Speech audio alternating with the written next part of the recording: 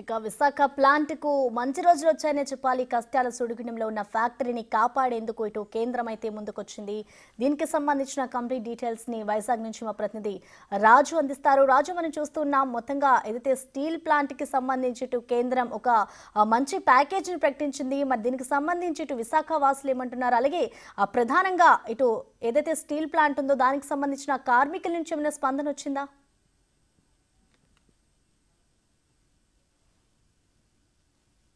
ఇప్పటి వరకు కూడా స్టీల్ ప్లాంట్కి సంబంధించి దాదాపుగా 1400 రోజుల నుంచి కూడా స్టీల్ ప్లాంట్ కార్మికులతో పాటుగా అటు ఉద్యోగులు అందరూ కూడా ఆందోళన చేస్తున్నటువంటిది అయితే చూస్తాం. గత ప్రభుత్వ హయాంలో నుంచి ఇప్పటి వరకు కూడా అటు ఆ స్టీల్ ప్లాంట్ ప్రైవేటీకరణ జరుగుతుందనే ఆందోళన అయితే ఉన్నటువంటి పరిస్థితి అయితే ఉంది. మొన్న వైజాగ్ వచ్చినప్పుడు ప్రధానమంత్రి కూడా స్టీల్ ప్లాంట్ మీద ఏ విధమైనటువంటి ప్రకటన చేయకపోవడంతో కొంత నిరాశ అయితే వచ్చినటువంటి పరిస్థితి అయితే ఉంది. కానీ ఇప్పుడు దాదాపుగా 11,440 కోట్ల రూపాయల ప్యాకేజీని ప్రకటించడం, దాంట్లో ముఖ్యంగా 10,300 కోట్ల రూపాయలను ఆర్థిక ప్యాకేజీగా, అదేవిధంగా క్యాపిటల్ డెవలప్మెంట్కి సంబంధించి 1140 కోట్లని ప్రకటించినటువంటి నేపథ్యంలో ప్రస్తుతం స్టీల్ ప్లాంట్ కోసం ఆందోళన చేసినటువంటి కార్మికులు ఉన్నారు. అసలు వాళ్ళ ఒపీనియన్ ఏంటి, ఏమంటున్నారు ఏంటనేది కనుక్కుందాం. అంటే ఏం చెప్తారు అసలు ప్రకటించినటువంటి ఈ ప్యాకేజీకి సంబంధించి అసలు ఎంతవరకు ఉపయోగపడుతుంది అనుకుంటున్నారు, ఏమంటారు? అసలు విశాఖపట్నం స్టీల్ ప్లాంట్ అనేక కష్టాల్లోకి నెట్టబడింది. లాభాల్లో ఉన్న కంపెనీని 2021 జనవరి 27న 100% ప్రైవేటీకరణ చేస్తానని ప్రకటించారు.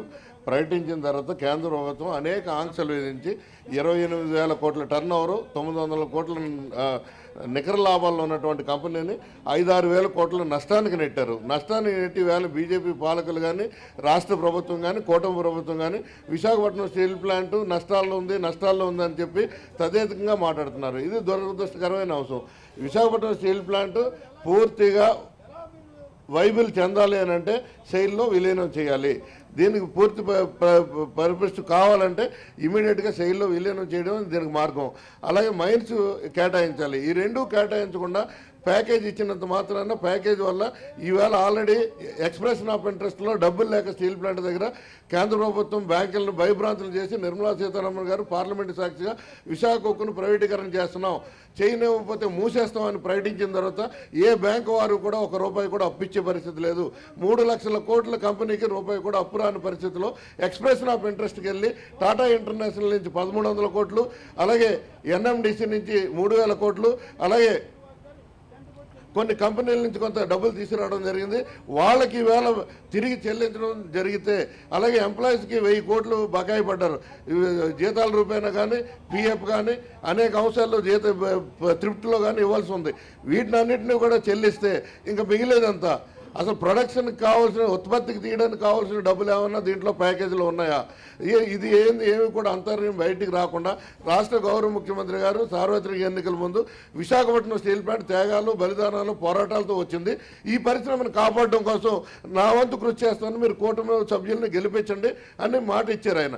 ఆ ఇచ్చిన మాటకి తగ్గట్టుగా కేంద్ర ప్రభుత్వం ప్రధానమంత్రితో ప్రైవేటీకరణ నుంచి వెసులుబాటు ఇచ్చాం, వెనక్కి తీసుకుంటాం అని చెప్పి ప్రధానితో ప్రకటన చేయించాలి, శైలిలో విలీనం చేయాలి. ఈ రెండూ చేయకుండా లెటర్ ఆఫ్ ఇంట్రెస్ట్ ఇచ్చినట్టయితే బ్యాంకులైనా సరే హితోధికంగా సహకరిస్తాయి. అది కాకుండా ప్యాకేజ్ ఇవ్వడం వల్ల అప్పులు తీర్చుకొని ఏదైతే ఓవర్ డ్యూస్ ఉన్నాయో 8,000 కోట్లు, ఆ 8,000 కోట్లు చెల్లించేసిన తర్వాత విశాఖపట్నం స్టీల్ ప్లాంట్ మళ్ళీ రోడ్డు మీద పడుతుంది.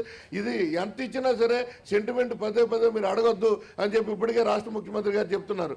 ఈ పరిస్థితుల్లో సెంటిమెంట్ని అడ్డంగా పెట్టుకోవాల్సిన అవసరం ఎవరికి లేదు ఇక్కడ. ఎందుకంటే 64 గ్రామాలు ఖాళీ చేసి 26,000 ఎకరాలు ఇచ్చినటువంటి నిరుపేద నిర్వాసితులు విలువైన పంట భూములు సైతం పన్నుగా పెట్టి 8,006 కార్డులు పట్టుకుని వేళ అలో రామచంద్ర అని చెప్పి స్టీల్ ప్లాంట్ ఉద్యోగం కోసం ఎదురు చూస్తున్నారే. వాళ్ళకి ఏమైనా ఈ ప్యాకేజీలో కానీ, విశాఖపట్నం స్టీల్ ప్లాంట్కి సంబంధించిన అంశాల్లో కానీ కేంద్ర ప్రభుత్వం కానీ, కేంద్ర కేబినెట్ కానీ ఎక్కడైనా పరిశీలనలోకి తీసుకుందా? ఏమీ తీసుకోకుండా నష్టాల్లో ఉందని నష్టాల్లోకి మీరు నెట్టేసి అనేక విభాగాలు ఆపేసి మూసేసి రా మెటీరియల్ కొనుగోలు చేయకుండా చేసి ఇన్ని ఇబ్బందులు క్రియేట్ చేసిన తర్వాత ఇవాళ ప్యాకేజీ రూపంలో కొంత డబ్బులు ఇస్తున్నాం, మీరు బతకండి అంటే అంటే ఇది బతకదు. పూర్తి స్థాయిలో మీరు దీన్ని కాపాడాలి.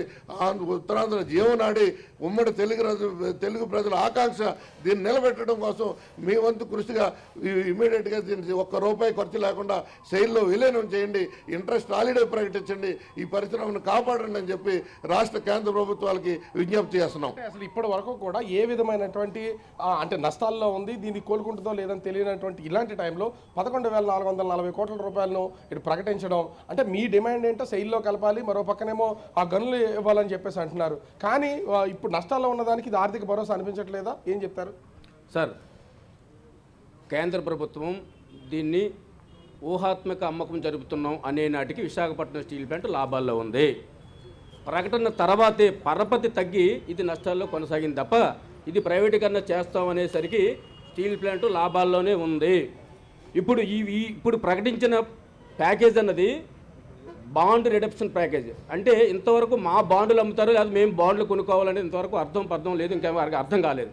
ఇంతవరకు స్టీల్ ప్లాంట్ అమ్మకానికి మెయిన్ కారణం కేంద్ర ప్రభుత్వం వాళ్ళ సొంత నిర్ణయాలు తీసుకున్నారు తప్ప స్టీల్ ప్లాంట్ వల్ల ఇప్పుడు నష్టాలు లేవు. అంటే రిడప్షన్ వల్ల బాండ్ల రిడప్షన్ వల్ల ఇది అప్పుగానే పరిగణించబడుతుంది అనేది మీ ఒపీనియన్? అవునండి, ఇది ఊరికనే కాదు. అసలు మీకు ఇంకోటి చెప్తాను తెలుసా, ఈ ప్యాకేజీ పరిస్థితి ఎలా ఉందంటే పంచపాండవులు ఎంతమంది అంటే మంచం కోళ్ళగా 3 అని చెప్పి 2 కోళ్ళు చూపించాడట. ఈ ప్యాకేజ్ అనేది మేము ఇప్పుడు మా పరిస్థితుల్లో 4 నెలల నుంచి మాకు జీతాలు లేవు కాబట్టి మంచినీళ్ళు అడిగితే పన్నీరు పోస్తున్నారు. దీన్ని మేము అంగీకరిస్తున్నాం, ఎందుకంటే ఇప్పుడు మా పరిస్థితులు అలా ఉన్నాయి కాబట్టి. కానీ ఇది శాశ్వతమైన పరిష్కారం కాదు. నెంబర్ 1 ఏంటంటే ఎప్పుడైతే మేము అమ్మేస్తామన్న ప్రకటన ఉందో ఫస్ట్ ఆ ప్రకటన మీరు వెనక్కి తీసుకోవాలి. వెనక్కి తీసుకోకుండా ఇలాంటివన్నీ ఇచ్చి అప్పులు చిన్న అప్పులన్నీ తీసేసి దీన్ని మేకపోతులు బలిపస్తులు బాగా బలిపించి ఎవరికో ఇవ్వాలనే ఉద్దేశంతో ఉన్నారేమో అని చెప్పి మాకు అనుమానాలు వస్తున్నాయి. కాబట్టి ఇంకోటి మీ నిజంగా స్టీల్ ప్లాంట్ నిలబెట్టాలనుకుంటే విశాఖపట్నంలోనే జరిగిన కండిషన్ మీకు చెప్తాము. షిప్యార్డ్ని తీసుకెళ్లి నేవల్లో కలిపారు, అలాగే బిహెచ్పిని పట్టుకెళ్ళి బిహెచ్ఎల్లో కలిపారు, అలాగే మన ఆంధ్ర బ్యాంకు ఆంధ్ర అన్న బ్యాంకును తీసుకెళ్లి బ్యాంకుల్లో మెర్జ్ చేశారు. అలాగే విశాఖ స్టీల్ ప్లాంట్ ఇంకో సెయిల్లో ఎందుకు మెర్జ్ చేయకూడదని చెప్పి మేము అడుగుతున్నాం. అంటే ఇక్కడ ఓవరాల్గా చూస్తే కనిపిస్తున్నది ఒకటే, అటు సెయిల్లో ఖచ్చితంగా కలపాలి, గనులు కేటాయించాలి. ఇది కేవలం ఆర్థిక ప్యాకేజీని ప్రకటించడం వల్ల ఏ విధమైనటువంటి ప్రయోజనం ఉండదు. దీనివల్ల ఆ తర్వాత కూడా అంటే అప్పులన్నీ తీరితే మళ్ళీ దీని డెవలప్మెంట్కి ఇబ్బందులు ఎదుర్కొనే అవకాశం అయితే ఉందని ఇక్కడ ఉన్నటువంటి కార్మికులు చెప్తున్నటువంటి పరిస్థితి కనిపిస్తోంది. Right, thank you Raju.